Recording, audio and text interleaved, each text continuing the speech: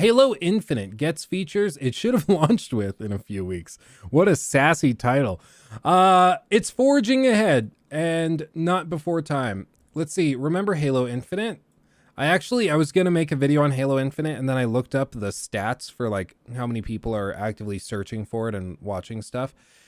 And like barely anybody is playing the game or talking about it. So I kind of put that video on hold. Maybe we'll do it when Forge launches and there's a little more interest. But anyway, it seems like only yesterday everybody was jonesing for the grand return of Microsoft's flagship first-person shooter. And initially, at least, Halo Infinite seemed to do the job. It felt and looked great. The surprise launch of multiplayer didn't hurt. And then, well, it seems to have somewhat faded into the background. Infinite has struggled to maintain momentum, and with hindsight, that may be because it launched in such a piecemeal fashion. Halo 3 probably represents the pinnacle of this series, and part of why was that it launched as such a complete and comprehensive package. Everything was in there.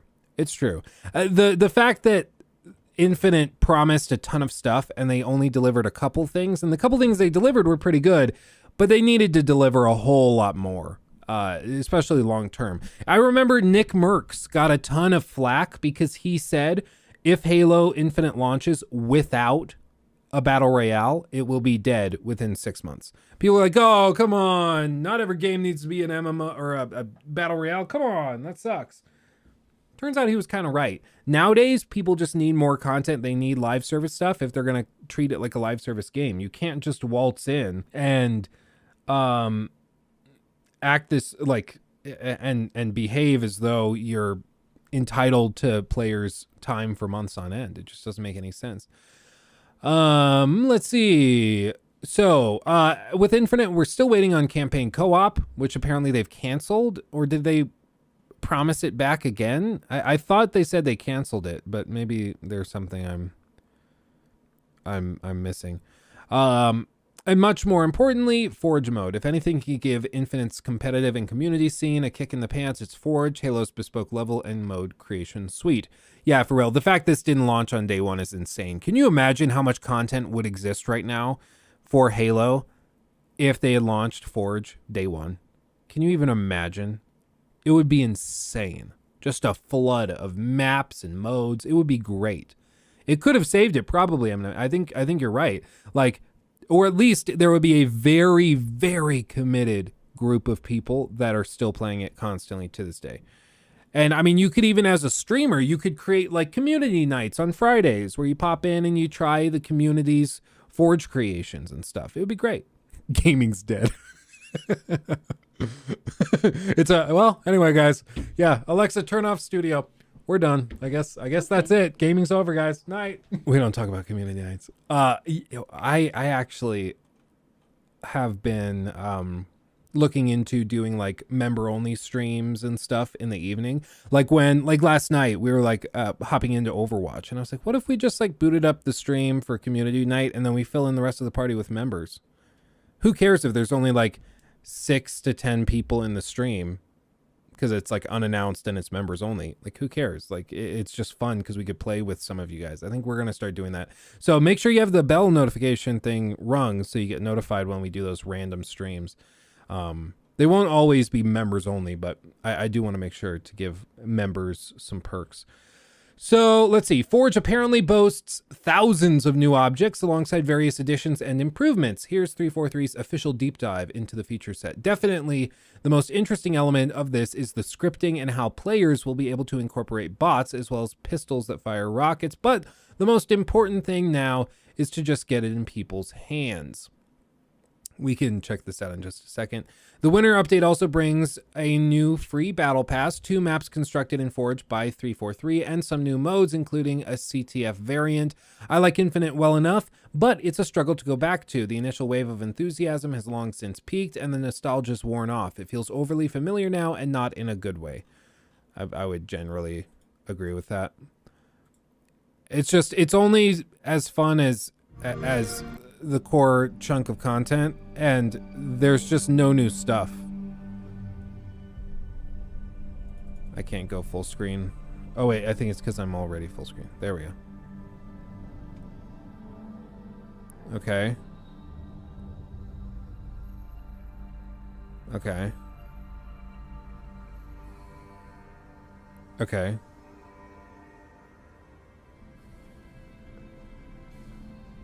This seems like a weird way to show off a tool set, you know? Like, why not show me a time lapse of you building it? Why are you doing slow pans?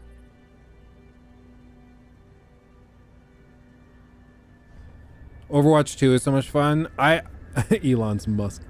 I'm also loving Overwatch. I didn't play the original. I'm really liking it though. Kind of suck. That's most of it, but this is the new Winter's update for Halo Infinite, Neo. So this is what they're bringing, and it'll allow you to use the Forge tool set to create your own levels and maps. I don't know what this, like, how is this a showcase of the tool set? I get they're showing modes that they built.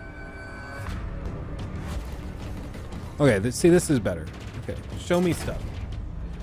Capture the flag.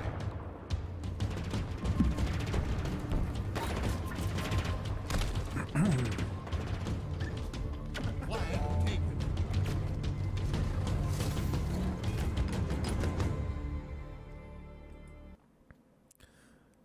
That was weird. That was a weird reveal. I don't know, I saw this kind of makes me think of this other thing that I think we should talk about. This tweet thread by Clobreel, maybe, I'm not sure exactly how to pronounce it, but he posted this thing. Earlier this week, Arcane Studios released likely the best trailer for Redfall so far, including new single player gameplay and Xbox exclusive by a beloved studio, the first original game by Bethesda under Xbox, but you missed it. Well, you're not alone. An analysis. Basically, the theme and thesis of this thread is that the marketing teams for each of these individual games and for Xbox corporate are totally disconnected. And they don't communicate, apparently. There's no fluidity. There's no coordination. It's like they're all separate companies. And it's really, really freaking weird. And that's the vibe I get with this Forge trailer. Like, it's just so freaking weird. I'm like, what? Why did you spend 3/4 of it showing me slow pans of levels? Like, I don't even know what this is supposed to mean. And then you show me like a new game mode. Okay. And then the video's over. It's just nonsensical. Like, I don't know what the marketing team's doing over there. But the marketing team, to be fair, can only do whatever the developers tell them to do and whatever corporate tells them to do. So they're working with what they've got. And if the team isn't communicating clearly, if corporate doesn't have a clear vision for how they're going to market this thing, it's not going to go anywhere. And so, like with this is a great example. If we give some more details of this, the Redfall Twitter handle shadow dropped the new trailer at 7 a.m. Pacific time.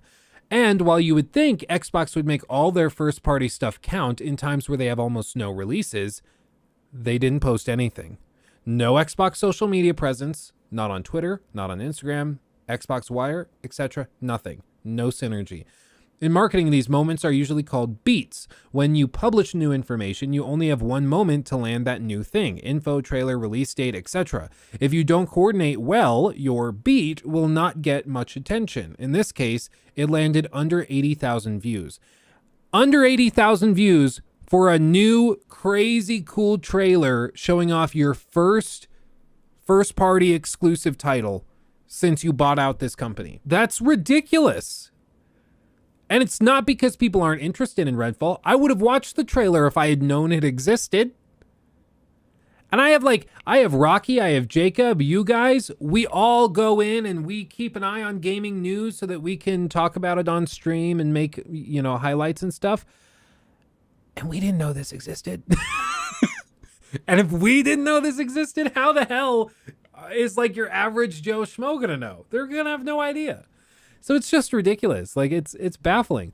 Official Xbox channels noticed and posted shortened versions for some reason. I don't know why you would shorten a thing of it.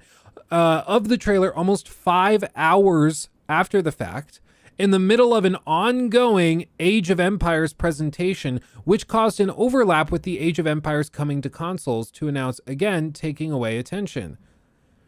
Like this, 5 hours later, that makes me think that literally the Xbox official channels were separate. They noticed, one of the members of the team was like, hey, They just posted a new Redfall trailer. We should probably distribute that. And they're like, okay, download it and then maybe shorten it a little so it's a little different, and then we'll publish it too. And then they just did that. Like zero coordination. It's insane. I feel like Xbox isn't treating their own first-party projects like premium products. I don't see the synergy by the teams. There's way too much disconnect. A clear red line is missing. The result is a new Redfall trailer that has way less views than it should have. Absolutely agree. Another example is Pentiment.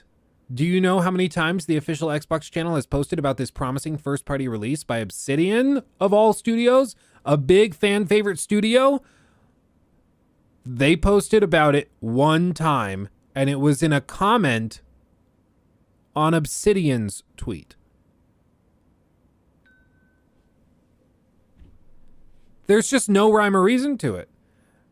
And if you think that this is just them, like, no, both Sony and Nintendo are so much better making their games actually count. While I do realize comparing God of War to Redfall isn't accurate, the God of War launch trailer today got shared on every PlayStation account at the same time. The result?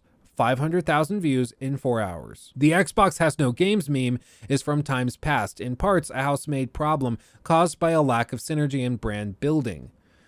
Microsoft's best marketing beats, well organized with posts on channels, Xbox Wire, etc., are new controller colors, and that's no joke. It's true. Like, they're better at distributing and announcing color changes to like console controllers than they are to revealing big first-party releases and new trailers. And it's honestly a little pathetic. Like, if they take any steps in the near future, their priority should be to overhaul this marketing team, because like the individuals working on those marketing teams, I'm sure are tremendous, but there's no structure to properly distribute and coordinate things. And you have to have that. Otherwise, stuff just gets lost in the sauce. Like, one of the things you got to give PlayStation credit for is that PlayStation is very, very freaking good at making sure you find out about all their little games, and then they recognize which games have some interest, and they pour marketing into them. Like, maybe a bad example in hindsight, but a good example would probably be something like No Man's Sky. They saw this little indie team that was working on this game that had some promise, and they said, ooh, No Man's Sky, people are interested in this. It's the trailers and announcement thing they did at E3, getting some attention. Let's put them front and center, you know, on center stage, and let's just make them stars. And they did. And No Man's Sky was one of the biggest games of 2016, even though it ended up being terrible at launch. It ended up being one of the biggest games of the year, not because like Hello Games had a tremendous reputation or anything like that. It was an unknown studio. It was because of the PlayStation marketing machine. But that's something that like Xbox is nowhere near the same level in. They are not capable at all of hyping games up or discovering where like the types of games that people are really interested in, and they've got to fix it, because PlayStation is great at it. Nintendo's really good at it. I mean, we can all tease the new Splatoon, but we've all heard of the newest Splatoon release 50 times over. So Xbox needs to figure it out.